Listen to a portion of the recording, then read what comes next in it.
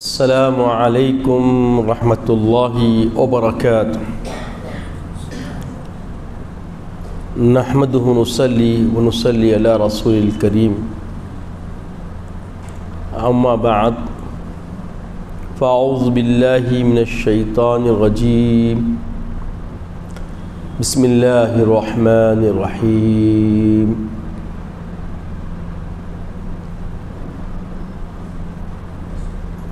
فقد قال اللہ تبارک وتعالی انما یخشی اللہ من عبادہ العلماء، صدق اللہ العظیم وصدق رسولہ النبی الامین الکریم لمن الشاہدین والشاکرین۔ تمام تعریف اللہ رب العزت کے لیے سزاوار ہے، جو کل جہانوں کا مالک و ملجا ہے، جس کا کوئی ہمسر نہیں، جو قدیم ہے ابد الآباد سے ہے اور ہمیشہ ہمیشہ رہنے والا ہے، جو کل عیوب سے پاک اور مبرہ ہے، جس کے مثل و مانند کوئی نہیں۔ میں گواہی دیتا ہوں کہ نہیں ہے کوئی معبود برحق لائق عبادت سوائے اللہ جل مجدہ کے، اور میں یہ بھی گواہی دیتا ہوں کہ محمد عربی صلی اللہ تعالی علیہ وآلہ وسلم اللہ کے بندے اور خاص رسول ہیں۔ صلاۃ و سلام نازل ہو ہمارے آقا نامدار حضور تاجدار محمد عربی صلی اللہ علیہ وسلم پر، آپ کی آل پر، آپ کے اصحاب پر۔ بزرگان دین، برادران اسلام، جیسا کہ آپ تمام جانتے ہیں کہ گزشتہ جمعہ ہم نے علماء کی فضیلت کے عنوان سے گفتگو کی، اور علماء کا مقام اسلام میں اللہ جل مجدہ اور اس کے حبیب پاک علیہ الصلاۃ والسلام نے قیامت تک آنے والے ساری امت محمدیہ کے لیے جو پیش کیا ہے، ممکن ہے کہ جتنے سامعین ہیں سمجھ گئے کہ علماء کا دین اسلام میں کیا مرتبہ، کیا درجہ ہے۔ آقا فرماتے ہیں خلیل العلم خیر من کثیر العبادہ۔ علماء کی فضیلت علم کی وجہ سے ہے، تو اللہ کے ابھی فرماتے ہیں کہ تھوڑا سا علم بہتر ہے زیادہ عبادت سے، کثرت عبادت سے زیادہ تھوڑے علم کے حصول کے عمل کو اللہ کے رسول نے ترجیح فرمائی، کیونکہ علم کو نور کہا گیا ہے۔ العلم نور والجہل ظلمہ، علم ایک اللہ کا نور ہے، اور علم سے بے بہرا پن جو ہوتا ہے وہ ایک ظلمت ہے، تاریکی ہے، اندھیرا ہے۔ تو اسلامی نظریہ یہ دیا گیا کہ تاریکی سے نکلنا یعنی جہالت سے نکلنا ہے، اور حصول علم ایک نور کی راہ پر گامزن ہونا ہے۔ اسی لیے سمجھایا گیا کہ قلیل العلم خیر من کثیر العبادہ، تھوڑا سا علم کا حصول کرنا کثرت عبادت سے زیادہ بہتر ہے۔ پھر ایک جگہ سید عالم سرور کائنات معلم انسانیت قاسم کوثر نے ارشاد فرمایا فضیلت العلماء کفضیلتی علی ادناکم۔ آقا فرماتے ہیں کہ علماء کی فضیلت ایسی ہے جیسے میری فضیلت تم میں سے ادنا امتی پر۔ اللہ اکبر۔ عزیزوں اور بزرگوں، یہ آقا علیہ السلام کے ارشاد کے اقوال کی کلمات پہ غور فرمائیں۔ آقا علیہ السلام نے اپنی فضیلت ایک ادنا امتی پر جو ہے ایسی فضیلت علماء کی ہے اس امت میں فرمائیں۔ تو یہ جو تمثیل سید عالم نے دی ہے فہم و فکر رکھنے والوں کے لیے کافی کہ علماء کی اہمیت معلوم ہو گئی کہ اللہ کے رسول نے ادنا امت پر اپنی فضیلت کو بیان کر دیا کہ ایسی فضیلت کس کی ہے؟ علماء کی۔ تو علماء کی اہمیت علماء کو دینا ہر امتی پر ضروری ہے۔ آج عصر حاضر میں جو بھی ہمارے حالات ابتری کی طرف آ رہے ہیں اس کی بنیادی علت علماء کی صحبت ہم نے چھوڑ دی۔ علماء سے مخلصانہ انداز سے رفاقت و دوستی ہم نے ترک کر دی، اور علماء سے جو بھی ہم مشاورت کے معاملات ہونا چاہیے وہ بھی ہم نے ترک کر دیے۔ اب ہماری رہبری کہاں سے ہوگی، ہماری رہنمائی کہاں سے ہوگی، جبکہ آقا فرماتے ہیں کہ 40 سال بیر یا عابد سے بہتر عالم کی چند ساعتوں کی صحبت بہتر ہے۔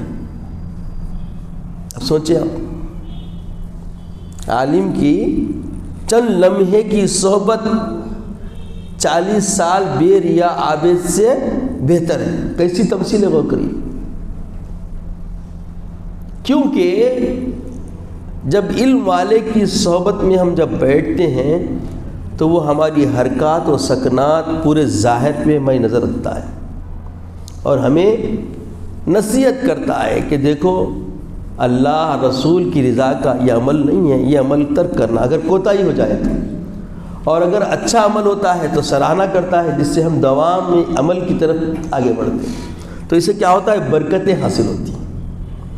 اللہ تبارک و تعالیٰ کو وہی عبادت زیادہ پسند ہے جو علم کے ساتھ عمل کیا جاتا ہے۔ نماز پڑھ رہے ہیں، بعض ہم میں ایسے لوگ بھی ملیں گے کہ نماز کے سارے ارکان سے واقفیت نہیں رکھتے، مگر اشراق بھی پڑھ رہیں، چاش بھی پڑھ رہیں، اوابین بھی پڑھ رہیں اور تہجد بھی پڑھ رہیں، کوئی نفل ترک نہیں کر رہے۔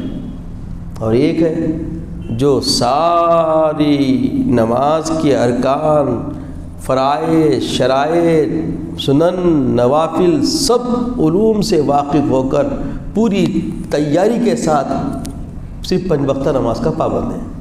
تو بہتر کون ہے؟ جو اشراق، اوابین، تہجد پڑھ رہا اس سے بہتر 5 وقتہ نماز کا پابند، کیونکہ وہ سارے نماز کے رموز اور نماز کی رعیت اور نماز کے علم سے پورا واقف ہے۔ لاحق کس کو بولتے ہیں، سابق کس کو بولتے ہیں، مدرک کس کو بولتے ہیں، غیر مدرک کس کو بولتے ہیں، سب معلوم نہیں، مصلی کی قسمت اس کو معلوم۔ بہت سارے لوگوں کو اگر آپ پوچھیں یہ مدرک کیا ہے وہ تو معلوم ہی نہیں، ادھر ادھر دکھتا ہے مدرک لیتا ہوں، کیونکہ علم ہی نہیں ہے۔ تکبیر تحریمہ سے شامل ہونے والے مصلی کا نام الگ، تکبیر تحریمہ ہونے کے بعد کچھ ارکان کے بعد نماز میں آنے والے کا مقام الگ، پھر کچھ رکعت ہونے کے بعد آنے والے کا مقام کچھ الگ، اور آخری رکعتوں میں ملنے والے کا مقام الگ۔ چاروں کے نام شریعت نے بیان کر دیا۔ اگر امام کو وضو ٹوٹ جائے اور اپنا نائب بنانا چاہ رہا ہے تو جو شروع تکبیر اولیٰ سے ہے اس کو نائب بنانے کی افضلیت ہے، تاکہ سب کی نماز کامل ہو جائے۔ تو یہ نماز، یہ جو ایک فکر بتانا، علم کی اہمیت بتانے کے لیے آپ کے سامنے میں یہ پیش کیا۔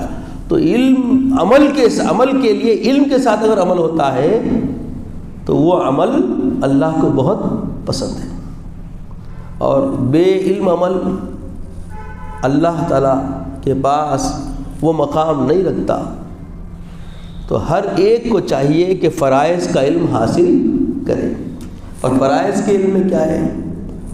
روز مرہ زندگانی کے سارے امور، اس میں نماز بھی آ گئی، روزہ بھی آ گیا، زکوٰۃ بھی آ گئی، اس کے علاوہ عظیم معاملات بھی آ گئے۔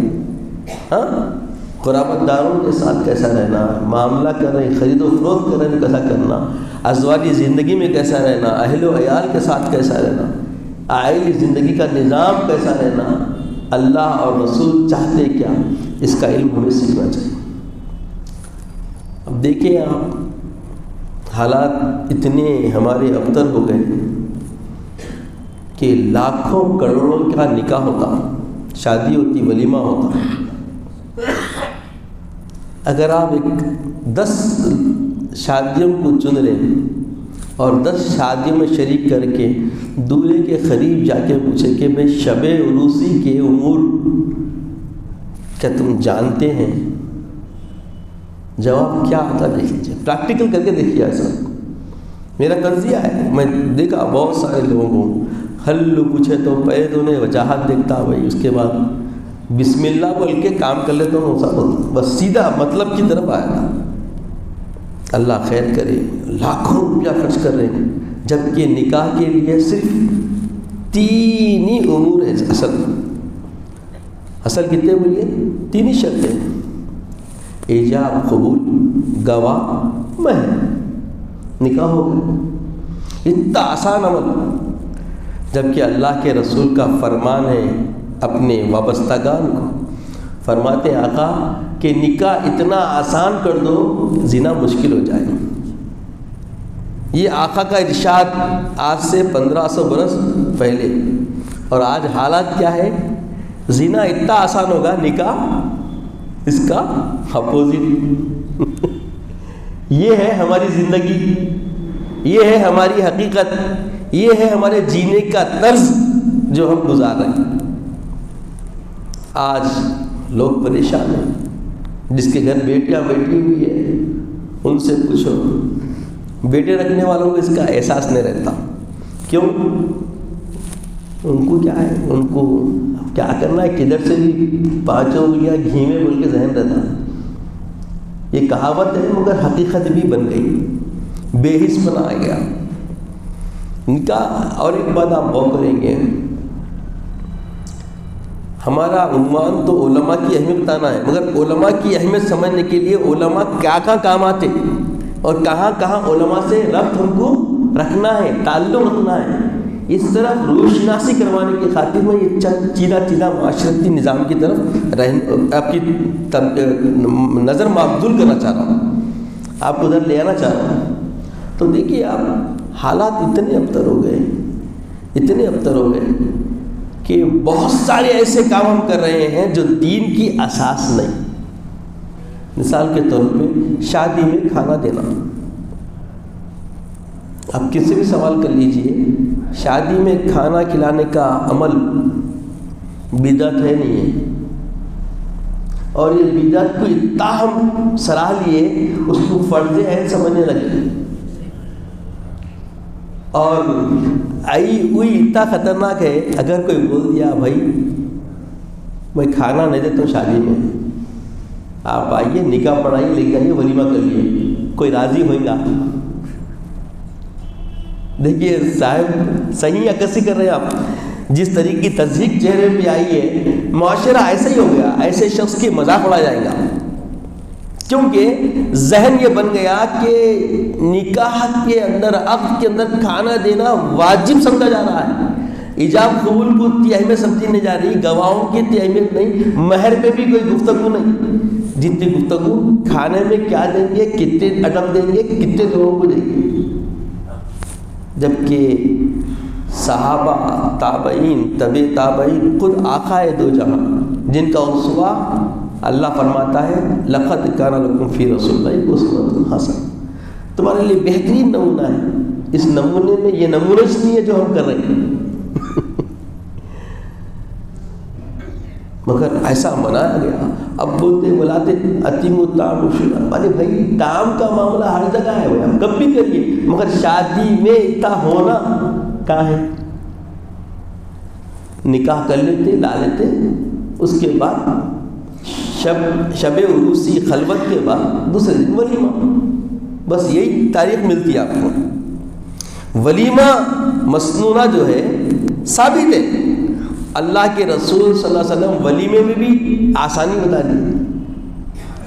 حضرت میمونہ کا نکاح ہو گیا، دوسرے دن اللہ کے رسول چند ملیدہ چند چیزیں ساتھ کھجور ڈال کے صحابہ کو بلا کے کھلا دی، بولے یہ میرا ولیمہ ہے بولے۔ تو ولیمہ ایسا بھی ہوتا کہ چند لوگ کو کھانا کھلا دیا، آپ اڑوس پڑوس کو بلا کے ولیمہ ہو جاتا۔ دیکھیے کتنا آسان ہے۔ الدین یسر، دین بالکل آسانی کا نام ہے۔ دینداری کے اندر اسہل نظام رکھا گیا، سہل بھی نہیں، اسہل، ایزیلی بالکل آسان سے آسان بنایا گیا۔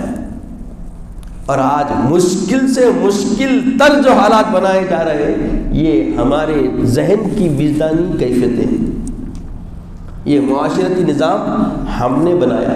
جب علماء کی صحبت میں چلے جاتے ہیں تو ہمارے عقدے کھلتے ہیں۔ یہ کجیاں جو ہمارے معاشرے میں لا کر ہم نے تسلط اپنے اوپر کر لیا ہے، اس تسلط سے ہم کیا ہوتے ہیں؟ باز آنا شروع ہو جاتے ہیں، دین کی حقیقت ہمارے سامنے روشناس ہو جاتی۔ تو آج سے 100-150 سال پہلے یہ حیدرآباد دکن تھا۔ تو دکن جب سلطنت آصفیہ تھی تب یہاں کے حالات بہت پراگندہ تھے۔ یہاں حرام حلال کی تمیز بھی تقریباً لوگ اب تو جریح طور پر حالات بدل رہے ہیں، پھر بول رہے ہیں کہ بھائی جھٹکے کا گوشت ہونا بول رہے ہیں، اس پہ کیسز بھی بک ہو رہے ہیں، حالات یہ پھر جہالت کی طرف جا رہے ہیں۔ تو اس سے ایورنس جو پیدا کیے تھے، حالات جو بدلے تھے، اللہ تعالیٰ نے اللہ کے رسول کے وساطت سے ایک عالم دین کو دکن کی طرف پھر دوبارہ پلٹ کے آنے کا حکم آیا۔ اب جیسا ہوتا نا، ہمارے گھر میں بہت سارے لوگ بولتے ہیں بھائی آپ زندگی جتنی بچی کی ہے مدینے میں جا کے گزار دیں گے۔ کس کو آرزو نہیں ہے بولیے ایسی کہ مدینے میں جئیں گے، مرے تو بقی مل جائے۔ اور بقی کی کئی کو آرزو کرتے معلوم، آقا فرماتے ہیں ارے بقی کے لوگوں کو دسترخوان جھٹکے جیسا اللہ جنت میں جھٹک دیں گا۔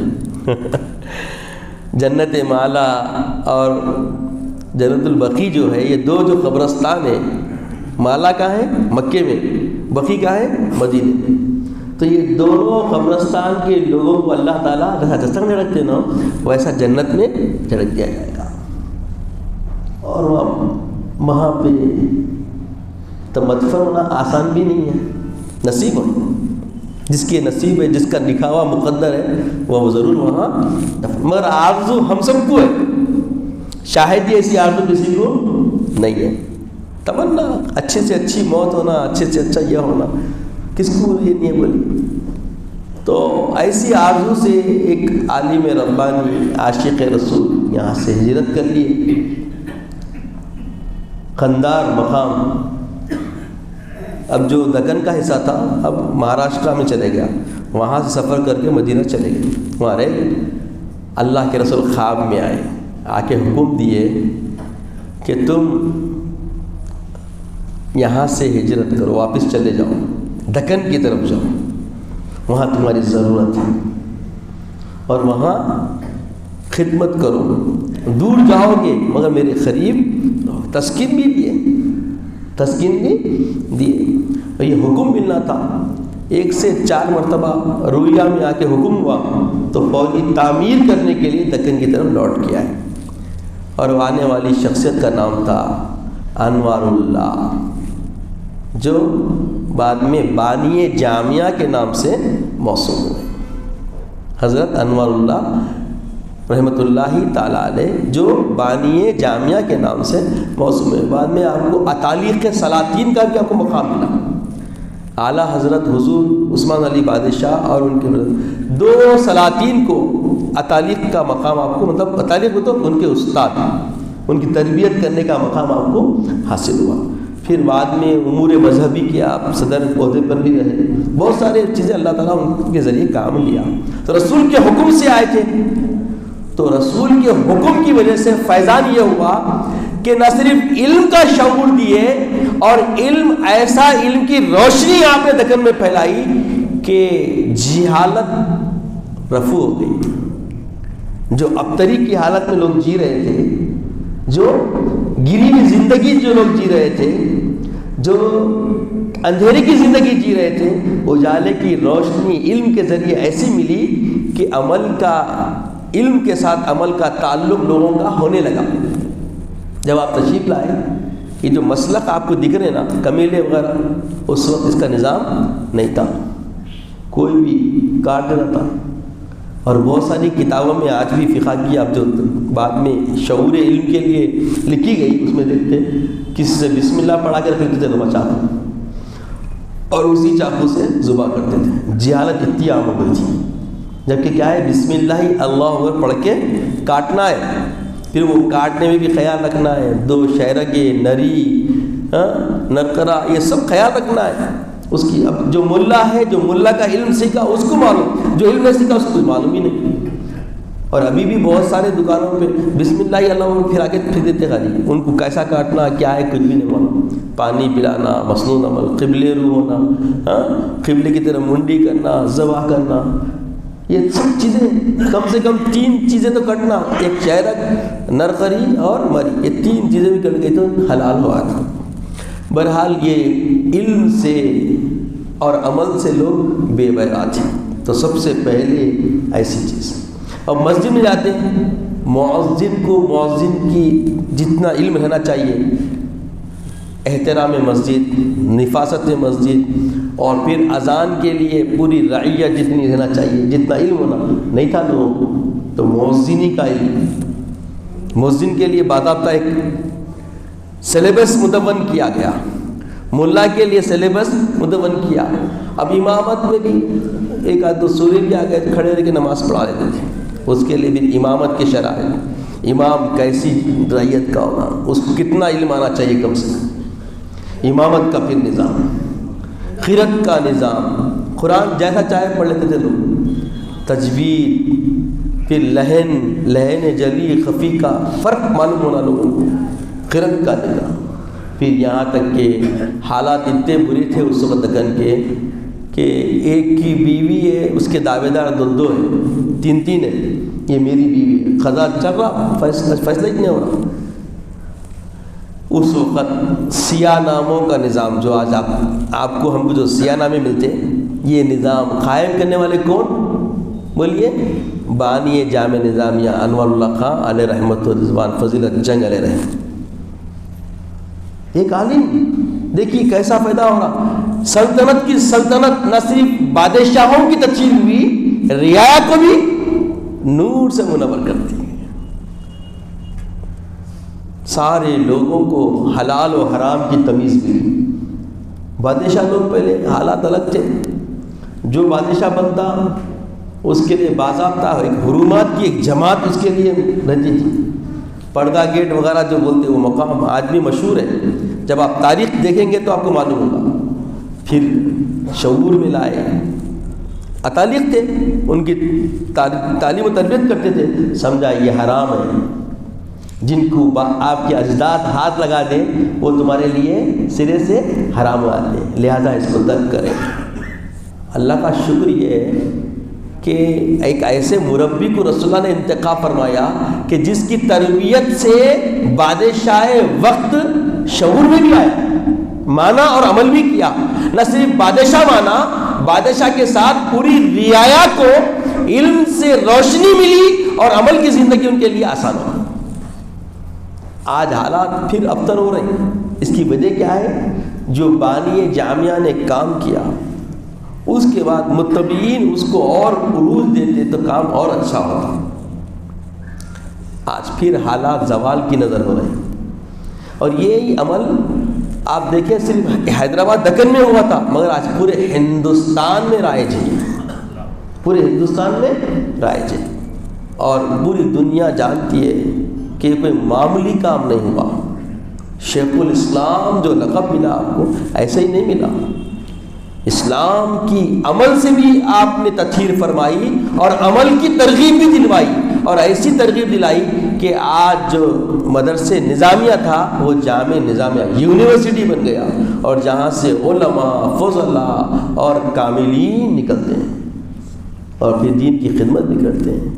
تو عزیز اور بزرگوں، اب علماء کی اہمیت، علماء کی فضیلت جو پچھلے جمعہ سے اس جمعہ تک ہم سنے، اب سمجھ میں آیا کہ کیسے ایک عالم کے آنے سے نہ صرف ملک بدلتا ہے، شہر بدلتا ہے، ہر خریہ، ہر خطہ روشنی سے منور ہو جاتا۔ علم ایسی چیز ہے، جینے میں فرق ہو جاتا۔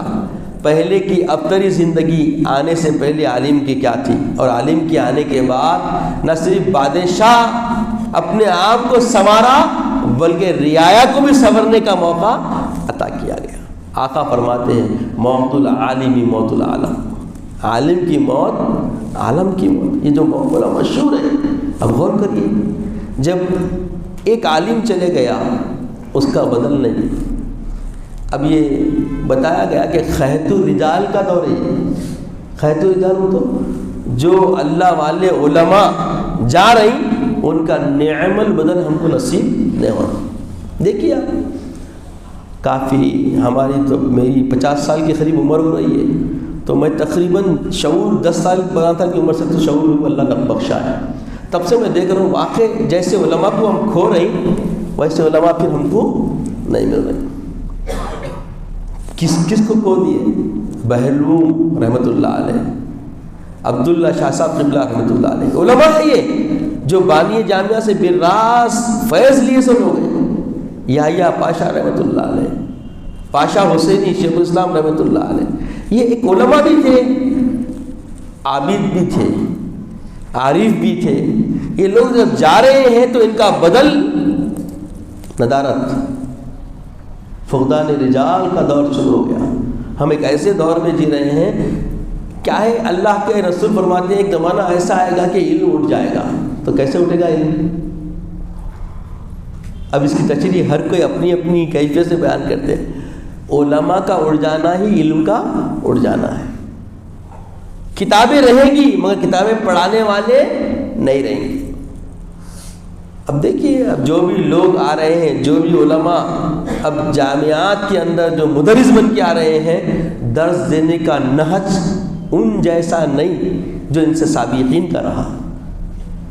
اب خطبہ، اب مساجد دیکھیں آپ، بہت چیخ کے بیان ہوتا ہے، جوشیلا بیان ہوتا ہے۔ تھوڑی دیر کے لیے ایک ایسی سحر البیانی مسجد میں چھا جاتی ہے کہ دل لرز جاتے ہیں، مگر عمل کا کوئی معاملہ نہیں، سیکھ نہیں رہتی۔ جب بعد میں آپ پوچھیں گے آج کیا بولے خطیب صاحب، بولے اچھا بولے، دل کو لگا، کیا بولے؟ بولنے آنا نا، بولنے کے لیے کچھ بھی نہیں رہتا۔ حالات بن گئے ایسے، اور ہم ایسے ہی جی رہے ہیں۔ اچھا بیان سننے کی شوقین ہے، مگر طریقہ کیا ہے؟ صحابہ کا دور دیکھیے، جب رسول اللہ صلی اللہ علیہ وسلم جمعہ میں بیان کرتے تو صحابہ سنتے، جا کے گھروں میں عورتوں کو بولتے، اپنے عورتوں کو، اپنے خواتین کو جو نیات جمعہ میں ان کو بیان کرتے، دیکھو آج یہ بیان ہوا اس عنوان کے تحت، اور یہ فکر دی گئی ہے، اللہ کی خوشنودی ایسے حاصل ہوتی۔ اب ہم کر رہے ہیں، ٹائم ہی نہیں ہمارا بات کرنے کا۔ جمعہ میں کیا بولے؟ ہاں، واٹس ایپ وغیرہ میں بہت ٹائم ہے۔ اب وہ جمعے کا نام لے کے بہت سارا مذاق اڑایا جا رہا ہے، جا کے بیوی سے مذاق کیا جا رہا ہے، اور ایسے چیزیں ہیں تو اس کو شیئر بھی ہو رہی ہے۔ کیا وہ تو مصیبت اٹھائے تو جو دنیا میں اٹھا لے تو آخرت میں ہوتا، کچھ ایسا مذاق بنایا گیا، یہ کیا بات ہے؟ تو ایسے انداز سے، ایسے طرز سے جینے کا سلیقہ ہم بنا لے رہے ہیں، جبکہ یہ سلیقہ اسلامی بولیے نہیں ہے۔ تو ایسے بے رحمی کی راہوں سے بچنے کے لیے اللہ تعالیٰ ہر خطے میں رسول اللہ کے ذریعے سے بہت کچھ رسد بھیجی گئی۔ ایک رسد حیدرآباد دکن کو بھی آئی، وہ بانی جامع نظامیہ انوار اللہ خان علیہ رحمت و رضوان کی صورت میں اللہ کے رسول نے بھیجا، اور آپ کے آنے سے آج جو کچھ جو ہمارے پاس اعتدالی ہے اور جو امن و امان ہے، ایسا امن و امان آپ دوسرے اسٹیٹ میں نہیں دیکھیں گے۔ آج بھی یہاں پہ ہر ایک کے لیے جگہ ہے، جینے کے لیے بھی، عبادات کے لیے بھی، رہن سہن کے لیے بھی، رواداری کے لیے بھی، آپسی ربط کے لیے بھی۔ یہ کوئی بہت گہری بات کر رہا ہوں۔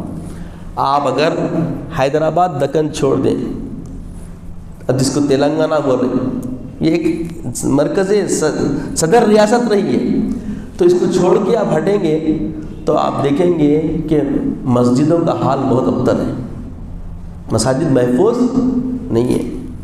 آج حیدرآباد دکن میں جو بھی مساجد کی حفاظت ہو رہی ہے، یہ شعور بانی جامعہ کی دین ہے۔ آپ کے ہماری طبیعتوں میں جو اعتدال ہے کہ ہماری مسجد میں ہر کوئی نماز پڑھ سکتا، لفظ انہیں کلمہ کو ہونا، لا الہ الا اللہ محمد رسول اللہ بولنے والا ہونا۔ تو یہ جو اعتدال ہے، یہ جو اعتدالی کی جو نظریہ ہے اسلامی، یہ نظریہ جامع نظامیہ اور بانی جامعہ کی دین ہے۔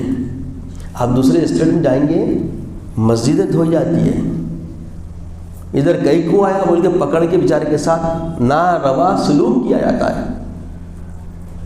آپ سفر کریں نہیں کریں نہیں معلوم، جو لوگ سفر کیے ہیں بمبئی وغیرہ مدراس ادھر گئے ہیں تو ایسی چیزیں آپ کو دیکھنے میں لوگ گھومتے پورا نکلے تک، آخر میں پوچھ لیتا کیا ہے تو بول کے، تیرا عقیدہ کیا ہے، تیرا نظریہ کیا ہے، تیری سوچ کیا ہے، پھر اس پہ جرابی ہوتی اور پابند بھی کیا تھا کہ آئندہ ادھر نہیں آنا۔ یہاں ایسا کوئی معاملہ نہیں، آپ کوئی بھی مسجد میں آ کے نماز پڑھ سکتے ہیں یہاں پہ۔ تو یہ جو فکر ہے، یہ جو اعتدالی ہے، جو اللہ اور رسول کو پسند، یہ نظریہ بانی جامعہ نے اہل دکن کو عطا کیا۔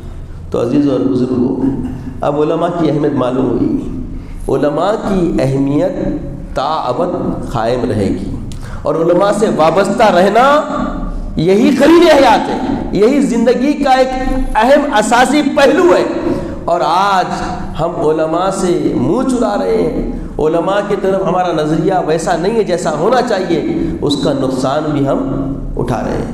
آج حالات دیکھیے کیا ہے، اب دعوے بڑھتے بڑھتے مسجد سے اور کہاں تک چلے جا رہے ہیں۔ دیکھیے، جو شعور میں نہیں آ سکتا، جو سوچ میں نہیں آ سکتا، بولے 800 سال سے پہلے یہ جگہ ہماری تھی، یہ کوئی دعویٰ ہے، یہ کوئی دلیل ہے؟ کئی کو ہو رہا سب، پھر اس کی مدافعت کرنے کے لیے نظریات نہیں ہے ہمارے پاس۔ کیوں نہیں ہے؟ کیونکہ علماء کی رہبری میں ہم آگے نہیں بڑھ رہے، دنیا داروں مکاروں کو ہم اپنا رہنما بنائے ہوئے۔ کون مکار ہے؟ مشکوک ہے پہلو، یہ پہلو بالکل مشکوک ہے۔ اب بتایا جا رہا ہے کہ فلاں قائد ہے ہمارا، بولے وہ قائد کبھی بھی تمہیں چھوڑ کے بھاگ جاتا۔ عام ہے، زبانوں پہ نہیں ہے، مگر خیالات اور تخیلات میں سب کو یہ بات معلوم ہے، اور حالات بھی دکھ رہے ہیں ویسے۔ جیسے انضمام دکن کے وقت جو حالات بنے، سربراہ بھاگ گئے نکل کے، پوری نسل کو لے کے بھاگ گئے یہاں سے۔ انکار ہے کیا اس سے؟ کوئی انکار کر سکتا ہے کیا؟